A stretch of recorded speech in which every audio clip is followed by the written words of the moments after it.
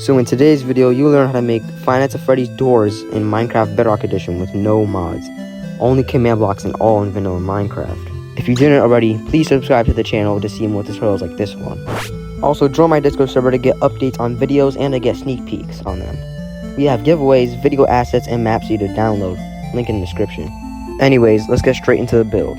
To make the doors, you have to build the door and then make different frames like a stop motion animation of the door opening and closing. For this, you will need 4 frames because we are making a 3-block tall and 2-block wide door. But if you're making the big doors from Security Breach, you'll need more frames depending on how tall the door is. Once you have your 4 frames already built, save the build with the structure block. Also, make sure to put the structure block underneath the frames and set the Y offset to 1. So that way the structure block doesn't load inside the structure. I recommend you name the frames by how much frames there are. For example, there are 4 frames, so you would name the first frame DF1, which stands for door frame 1, and the rest DF2, 3, and 4. Now since we're done with the door frames, we'll now be moving on to the commands. Now since we're going to use a button to activate the door, we're going to need to make the button act like a lever. We can do that with this simple command. So as you can see right here, we have our repeat command block, and it is repeat unconditional, always active. And as you can see here, it's pretty much the longest command. So test will block 302.2610 main grove button facing direction 4, button pressed bit equals true. So what this basically means is it's testing for the main grove button at the coordinate that it is right now, which is inside of the build we have behind us. So it's going to test for the main grove button and if we're pressing it or not. So what this does, test for block main grove button. So over here we have our main grove button, and we're going to be testing for it basically on this coordinate right here. And if it tests for the main grove button, it's going to activate. So if we come back over here, it is going to test facing direction equals 4. What this basically means is that it is testing if it is facing direction 4. So I'm pretty sure there are 6 directions. Pretty sure there are 6 directions. So 1, 2, 3, 4, 5, 6. There are 6 directions, and this direction is facing the 4th one. So if you don't know where your button is facing,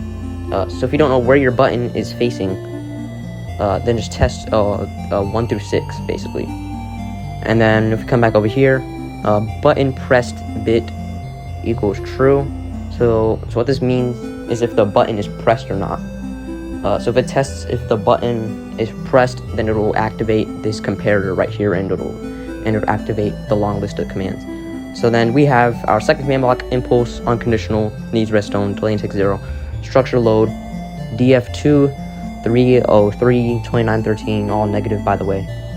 So it's gonna structure load DF2, which is our door frame 2. So it's gonna load our second frame structure, our second frame on this C lantern block right here. So it's gonna load our second frame, and right over here is our second frame DF2. So basically it's gonna load our second frame on that block, and we already have DF1 and it's gonna go to DF2 basically. So you're gonna want to load DF2 because DF1 is already inside of the build right now. So then once you come back over here, chain and unconditional always active, delay ticks equals 2, structure load DF3. So over here, it's gonna load our third frame structure over there, or over here, and over here we have our third frame, so it's almost open, DF3. And then once we come back over here, we have our last frame, chain unconditional always active, delay takes 2. Over here we have our last frame, and this is our last frame. It is fully open now. The door is fully open. And then this command block is optional.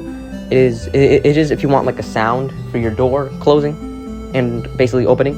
If you want a sound for it, it is completely optional. So what this does is basically /play sound iron golem hit at a 302.2811, all negative, and delay ticks is 0 by the way.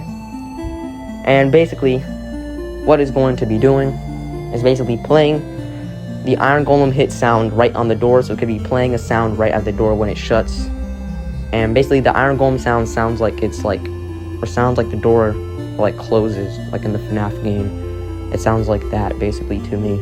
But you can use another sound, which is pretty optional. So as you can see here, open and close, it does the iron golem sound for you. And here we have our last command block. So what it is doing is slash fill our coordinates right over here. So our coordinates where the mango block is into basically into a warp button facing direction equals 4. So what that's doing is basically replacing the mango button right over here with a warped button. And yeah, that's pretty much it for our closed system. Now we just gotta do our open system right here. So this is slash test for block. So right over here is the same. Test for block 302 26 10 warp button facing direction equals 4. Button press bit equals true, which is basically testing for our warped button, which basically just replaces our mango button, so it becomes a warp button instead. So let's open that real quick. So now it's open, and now it is a warped button. As you can see, it is a warped button now. So if we come back over here, we have our second command block. So basically, so if it tests for a warp button, it's going to turn on, of course, right? And then impulse, unconditional, is active, the intake 0. Structure load DF3 303 29 13, which is basically just loading the structure, which is basically just loading DF3, which is our third frame. So it's going from fourth to third frame basically. So basically what is happening is that when the door closes, when you press the button, when the door closes again, it's going to go from DF3 to DF2 to DF1 on this C button again, like what I did before. So instead of going from 2, 3 to 4, now it's going from 3, 2 to 1. So right here we have our third frame, second frame, and the first frame. So when we come back over here, now instead of doing DF3, it's gonna load DF2 on the C lantern block, which is right over here. We have our second frame right over here, and that is our third frame. So now it goes from third to second frame and then to first frame. So it's like animation basically, like stop motion.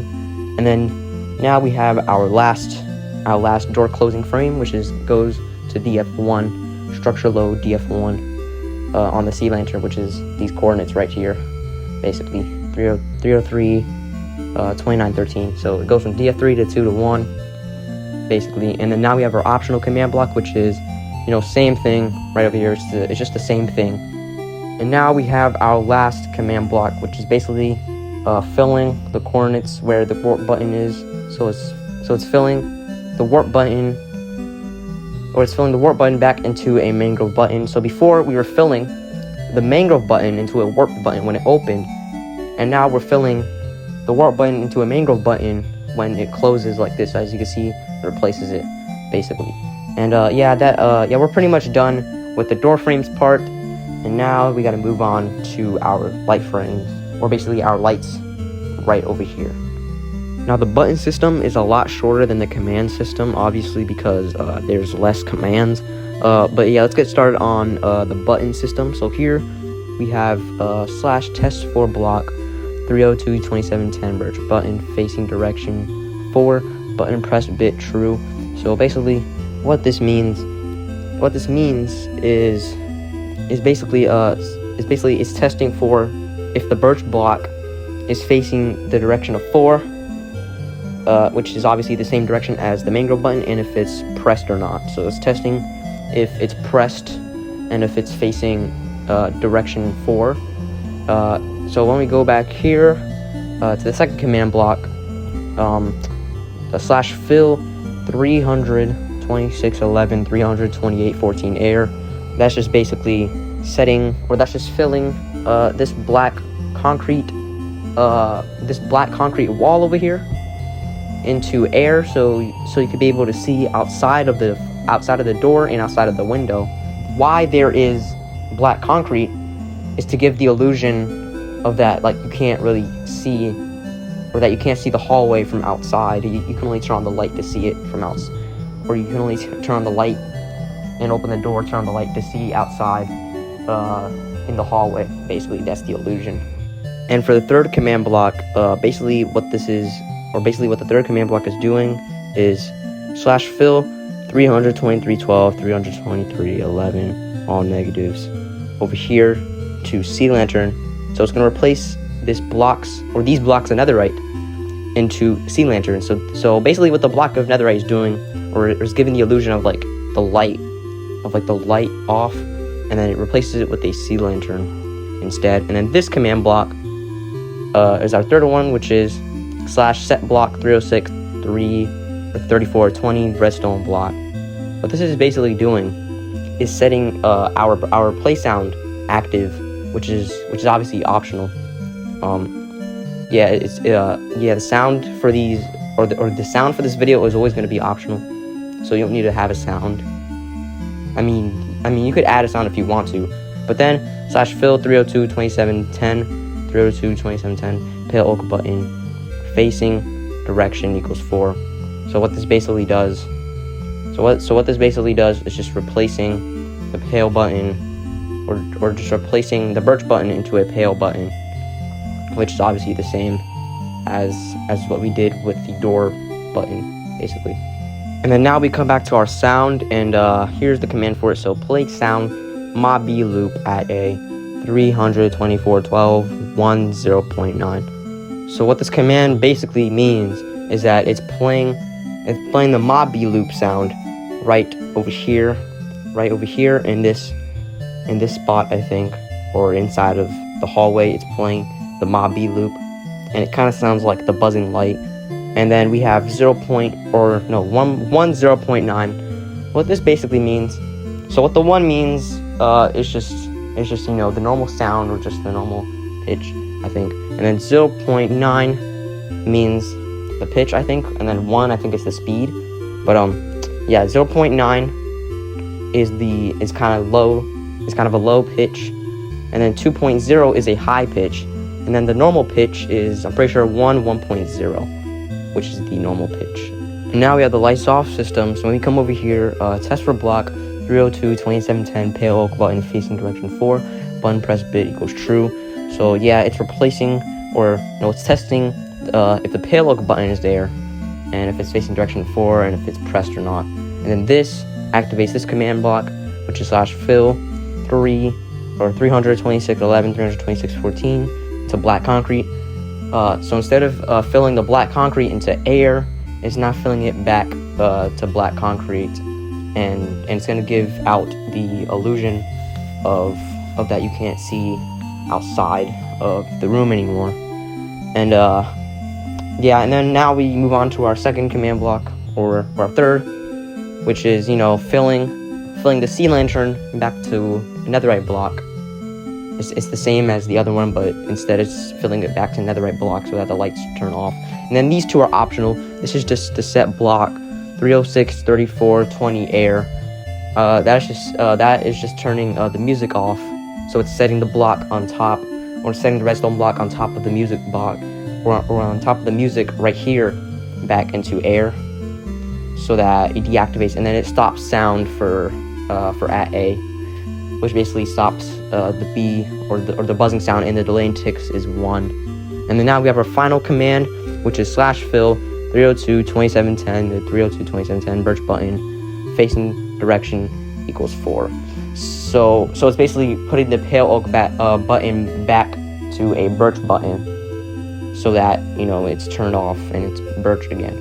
Now we're fully done with the doors and lights tutorial for this video, and now we will be showcasing it how it works.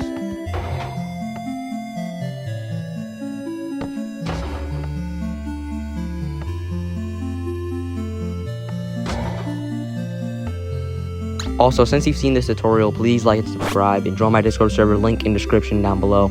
And see you in the next video.